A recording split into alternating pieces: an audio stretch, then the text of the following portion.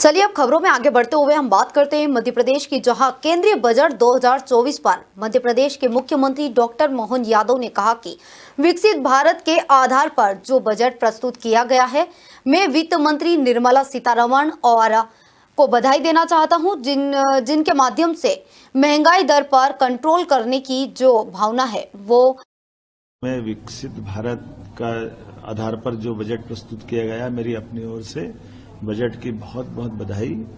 मैं माननीय वित्त मंत्री श्रीमती निर्मला सीतारमण जी को भी बधाई देना चाहूंगा, जिनके माध्यम से भारत की चमक और महंगाई दर पर कंट्रोल करने की जो भावना है वो परिलक्षित होती है। खास करके सरकार की 9 सूत्री योजना जो प्रस्तुत की गई, जिसमें कृषि उत्पादकता, रोजगार और कौशल प्रशिक्षण, आर्थिक विकास, समावेशी मानव संसाधन विकास और सामाजिक न्याय पर उनने पूरा बजट केंद्रित किया है। निश्चित रूप से यशस्वी प्रधानमंत्री के नेतृत्व में भारत दुनिया में अपनी एक नई पहचान कायम करेगा। ये बजट मध्य प्रदेश को भी अपने विकास के साथ कदम से कदम मिलाने के लिए मौका देगा।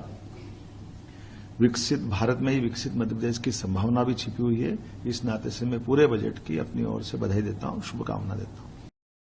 मैं विकसित भारत का आधार पर जो बजट प्रस्तुत किया गया, मेरी अपनी ओर से बजट की बहुत बहुत बधाई। इधर केंद्र के बजट पर मध्य प्रदेश कांग्रेस अध्यक्ष जीतू पटवारी ने कहा कि प्रदेश की जनता ने बीजेपी को सभी 29 सीटें दी है, लेकिन केंद्र के बजट में उनके साथ धोखा हुआ है। मध्य प्रदेश को केवल झुंझुना मिला है। आज देश का बजट प्रस्तुत आदरणीय वित्त मंत्री जी ने किया। मध्य प्रदेश से नरेंद्र मोदी जी को प्रधानमंत्री बनाने के लिए 29 सांसदों की सौगात प्रदेश की जनता ने दी। पूरे देश में नरेंद्र मोदी जी पे से विश्वास हटा था और अंतिम सांसें लेते हुए जैसे तैसे कैसे उनकी सरकार बनी सर्वविदित है। पर इस बजट में मध्य प्रदेश के उस भावना के साथ धोखा किया गया। 29 सांसद मिला क्या?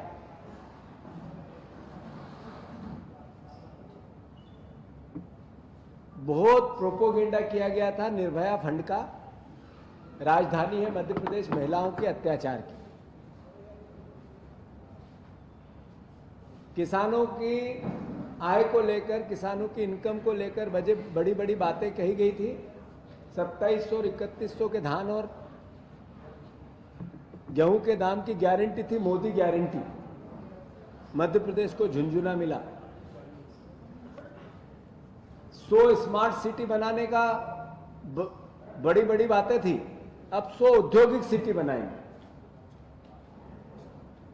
पहले 2 करोड़ लोगों को रोजगार, युवाओं को रोजगार देने की बात थी, अब कह रहे हैं 4 करोड़ को देंगे। 80 लाख अलग अलग तरीके से विस्तृत की गई। महंगाई दुनिया में सबसे ज्यादा कहीं है, पाकिस्तान और बांग्लादेश से तो देश में, हमारे देश में है।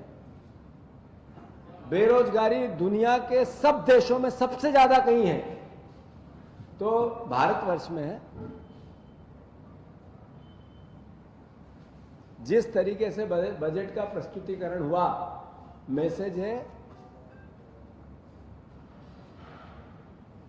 पहले सिंगल झूठ में काम चलता था, अब डबल झूठ से बजट का बखान हो रहा है। डबल झूठ की ये सरकार कांग्रेस की नकल करना चाहती थी, घोषणा पत्र की। ढंग से नकल भी नहीं कर पाई। थोड़े से मैं इतना कहना चाहता हूं कि मध्य प्रदेश के साथ इस बजट में छलावा हुआ है, उस भावना का अनादर हुआ, अपमान हुआ है, जिसमें 29 के 29 सांसद बीजेपी को मिले हैं। और मुझे शर्म आती है, हमारे प्रदेश के मुख्यमंत्री, यहाँ के कृषि मंत्री, यहाँ के और भी मंत्री हैं मंत्रिमंडल में, वो चाहे ज्योतिरादित्य सिंधिया जी हो, चाहे शिवराज सिंह जी चौहान हो, चाहे अन्य कोई हो, कोई भी रक्षा नहीं कर पाया मध्य प्रदेश के हितों की। ये लोगों को सिर्फ अपना पद लेना है और उसको जीना है, एंजॉय करना है। पर मध्य प्रदेश की वो जनता, गरीब जनता जिन्होंने इन पे विश्वास किया, उसके बच्चों के भविष्य को का जब गला रौंदा जाता है तो ये रिएक्शन नहीं देते हैं, ये हिल नहीं पाते हैं, ये बोल नहीं पाते हैं।